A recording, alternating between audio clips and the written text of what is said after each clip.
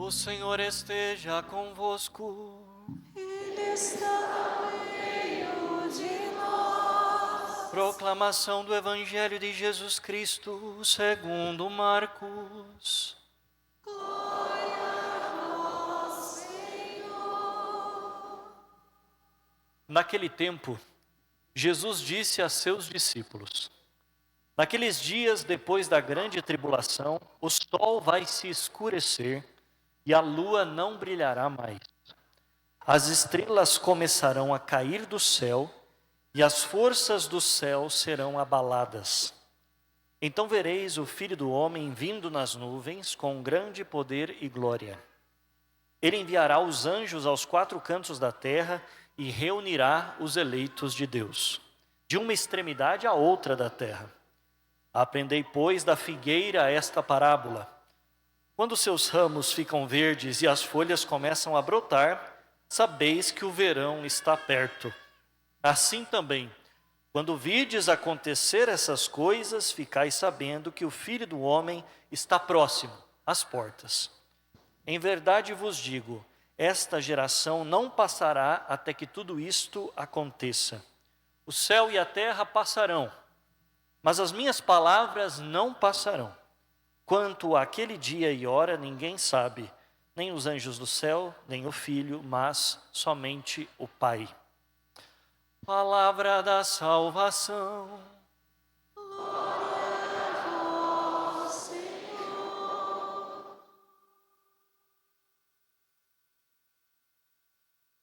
Meus irmãos e minhas irmãs, nós nos encontramos no 33º domingo do tempo comum, penúltimo domingo do ano litúrgico.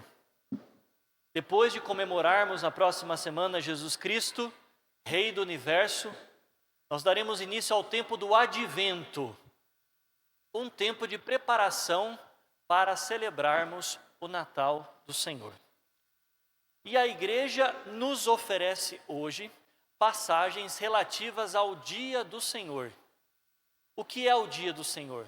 As Sagradas Escrituras, especialmente o Antigo Testamento, estão repletas de referências ao dia do Senhor, especialmente dos profetas. Um dia em que o Senhor intervirá na história para julgar a humanidade.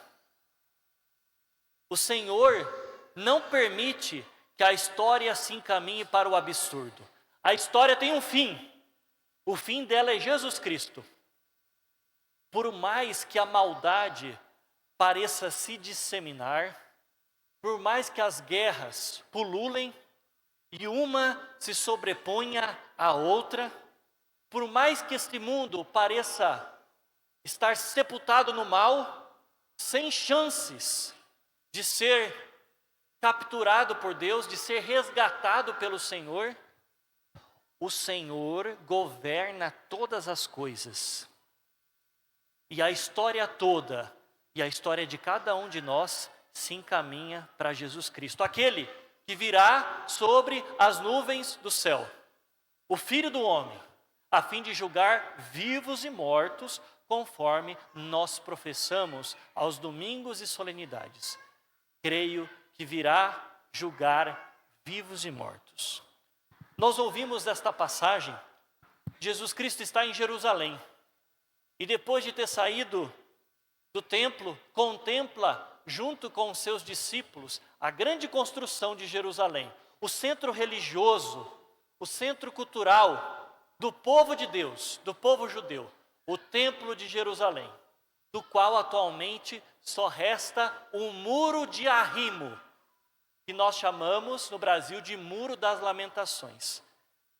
Sequer era o muro, a parede do templo, é o muro de arrimo do templo de Jerusalém. Jesus contempla então aquele belo edifício de pedras enormes. Segundo alguns autores, algumas dessas pedras tinham 13 metros de comprimento, por 6 de altura e 4 de largura. Um templo imponente, belíssimo, que transmitia beleza, especialmente a todo judeu que via nele o lugar onde Deus habitava. Havia um lugar chamado Santo dentro do templo, no qual os sacerdotes ofereciam sacrifícios de bodes, de bois, bezerros, tanto de manhã quanto de tarde. Sacrifícios a Deus, derramando o sangue daqueles animais. Pois no Antigo Testamento Deus tinha prescrito uma série de sacrifícios que deveriam ser oferecidos a Ele. Quando um homem oferece aquele sacrifício, ele oferece algo de si, ele está querendo oferecer a si, porque dá a Deus algo que ele possui. E veja, quando Jesus contemplou aquele templo, com aquelas pedras enormes, junto de seus discípulos, ele disse: não restará pedra sobre pedra, tudo será destruído, aniquilado. E de fato isso aconteceu. No ano 70 depois de Cristo, Tito, a mando do imperador Vespasiano, ingressou na cidade de Jerusalém e destruiu o templo de Jerusalém. Matou centenas de judeus. Muitos já tinham sido mortos, já tinham morrido anteriormente por inanição, por falta de alimento. Foi um cerco que os romanos fizeram à cidade de Jerusalém e muitos judeus morreram por falta de comida. Há descrições terríveis acerca deste tempo em que o povo de Deus estava amotinado na cidade, tentando sobreviver, enquanto os romanos esperavam o momento certo para ingressar na cidade e aniquilar os sobreviventes. Isto ocorreu. Nosso Senhor profetizou que a cidade de Jerusalém, e especialmente o templo, seria destruído. O povo seria aniquilado. Então, os discípulos perguntaram: Senhor, quando é que acontecerá estas coisas? Quando isso se dará? Imaginando que o fim do templo estava associado ao fim do mundo. Para a cabeça de um judeu, era impossível que o templo fosse destruído sem que o mundo acabasse. Uma coisa estava ligada à outra. Para eles, o fim do templo era o fim dos tempos. E Jesus, tendo dito que o templo seria destruído, causou espanto àqueles homens. Pois eles imaginavam que Deus não permitiria que a cidade sagrada e que aquela construção na qual ele habitava, na qual ele se manifestava sobre os querubins, pois no Santo dos Santos, o lugar secreto onde o sumo sacerdote entrava apenas uma vez por ano, havia a Arca da Aliança. E Deus se manifestava sobre os querubins de ouro que ficavam na tampa da arca. Eles imaginavam que era impossível que Deus permitisse a destruição daquele templo. E se Deus o fizesse, era sinal de que o mundo estava no fim. Então eles perguntam: quando é que isso vai acontecer? Quando é que o templo vai ser destruído? E o Senhor começa a falar a respeito do fim dos tempos. O Senhor diz: naqueles dias, depois da grande tribulação, o sol vai se escurecer, a lua não brilhará mais, as estrelas começarão a cair e as forças do céu serão abaladas. Então, vereis o Filho do Homem vindo nas nuvens com grande poder e glória. Veja, o Senhor se serve aqui de um gênero literário chamado Apocalipse. A palavra Apocalipse significa revelação. E estas palavras não são para causar medo, nem desespero, mas sim esperança. Nós estamos aqui diante de uma das passagens mais difíceis de serem interpretadas do Novo Testamento, o capítulo 13 do Evangelho de São Marcos. Este abalo cósmico descrito nesta passagem do Evangelho não tinha o intuito de causar medo a ninguém, mas sim esperança. Os cristãos primitivos viviam ansiosos à espera do Senhor. E nós também devemos viver à espera do Senhor, que vem. O dia do Senhor não é apenas aquele no qual ele virá sobre as nuvens julgar vivos e mortos, que nós professamos no credo. O dia do Senhor é hoje, porque ele está sempre próximo da pessoa que o invoca e julga todas as suas ações. Enquanto você vive, suas ações vão demonstrando como é que você quer viver após a sua morte. Pois o modo como se vive manifesta diante de Deus se eu quero ou não habitar junto dele. Então o dia do Senhor não é só aquele sobre o qual ele virá, a respeito do qual ele diz que virá sobre as nuvens. É hoje e também o dia da nossa morte. Este é o dia do Senhor. E o Senhor então aqui se serve desses elementos. Mas veja, meus irmãos, pensando bem, desde quando existe terremoto? Desde sempre. Desde quando o sol se escurece? Desde quando há eclipse? Desde sempre. Desde quando a gente vê meteoros caindo sobre a terra, parecendo uma estrela? Desde sempre. Veja só o que nosso Senhor fez. Ele escolheu como sinais da sua vinda coisas que ocorrem e ocorrerão em todas as gerações, para que os cristãos de todos os tempos ficassem vigilantes à espera dele.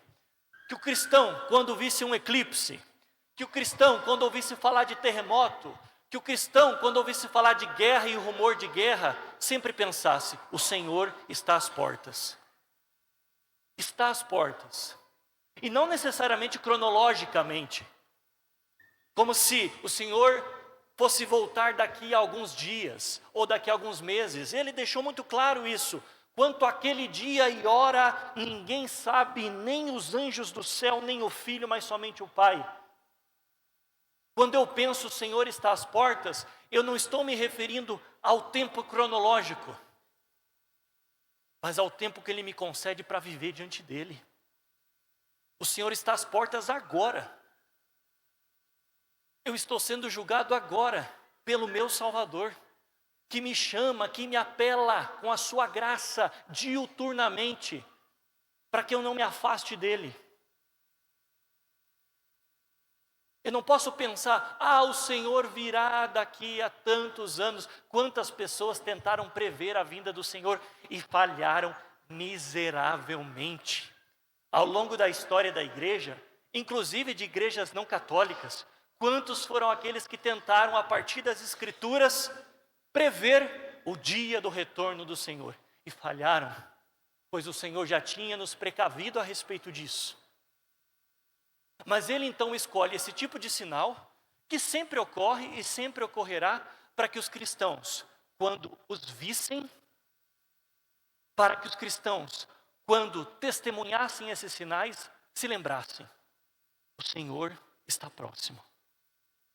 Porque para Ele um dia é como 1000 anos, e 1000 anos é como um dia, escreveu o apóstolo Pedro em uma de suas cartas. Hoje é o tempo que Deus me dá, para que eu me arrependa dos meus pecados e aceite o sacrifício que Ele ofereceu de uma vez por todas no altar da cruz. Deus tinha construído aquele templo bonito, o templo de Jerusalém, para ensinar o povo a oferecer alguma coisa de si, naqueles bodes, naqueles bezerros, cujo sangue era derramado. Pois, para a Bíblia, o sangue purifica quase tudo. Mas, na plenitude dos tempos, Deus enviou seu próprio Filho. A respeito dele diz o Salmo 39, se não me engano, e o capítulo 10 da carta aos Hebreus: Senhor, Tu não quiseste vítima nem oferenda, não quiseste holocausto nem sacrifícios de bodes, de bezerros, de touros, mas deste-me um corpo. Sobre mim está escrito no livro: eis que venho para fazer com prazer a vossa vontade. E tendo Jesus morrido na cruz e derramado o seu sangue por amor de nós, não há mais necessidade de oferecer sacrifícios de animais diariamente para alcançar o perdão de nossos pecados, pois aqueles sacrifícios eram apenas uma imagem, uma figura do único e verdadeiro sacrifício que realmente tira o pecado do mundo. não mais daqueles cordeiros mortos no templo de Jerusalém, mas do Cordeiro de Deus que tira o pecado do mundo. Quando o templo é destruído, inicia-se um novo tempo, o tempo de Cristo, o tempo da graça, em que não somos mais nós que oferecemos alguma coisa para Deus, mas é o próprio Deus que se oferece a nós no seu Filho. E agora nós podemos nos aproximar dele, porque ele nos abriu as portas, porque o véu que mantinha o Santo dos Santos afastado de nós se rasgou com a morte de Jesus Cristo. E agora nós temos pleno acesso ao Pai com confiança em Jesus Cristo. Por isso, estas palavras que dizem respeito ao fim dos tempos não podem causar nenhum tipo de medo aos cristãos. Quando ele se serve desta referência ao abalo cósmico, o cristão não deve tremer, mas ele deve clamar, como diziam os cristãos primitivos, Maranatá, ou Maranata. É assim que os cristãos diziam, vem Senhor. E é como nós proclamamos após a consagração, vinde Senhor Jesus. A igreja coloca na boca de todos os fiéis esta exclamação, que não pode estar só na boca, mas sobretudo no coração. Vem Senhor, faça com que essa história termine, faça com que ela alcance a plenitude e nos arranque da goela do leão. Transforma essa terra, transforma esse céu em novos céus, em nova terra. A história se encaminha para ti, Senhor, e como eu desejo que ela alcance o seu termo. Por enquanto, eu irei lutar, sem temer. Eu irei lutar, sabendo que o meu Salvador se tornou meu juiz, e que se o meu Salvador é meu juiz, eu não tenho do que ficar com medo. Ele está comigo, é meu auxiliador, nele eu me apoio. E tudo aquilo que ele disse que acontecerá, eu experimentarei se permanecer firme e fiel até o fim. Passará a tribulação, mas o meu pé não se arredará do Senhor. Louvado seja nosso Senhor Jesus Cristo.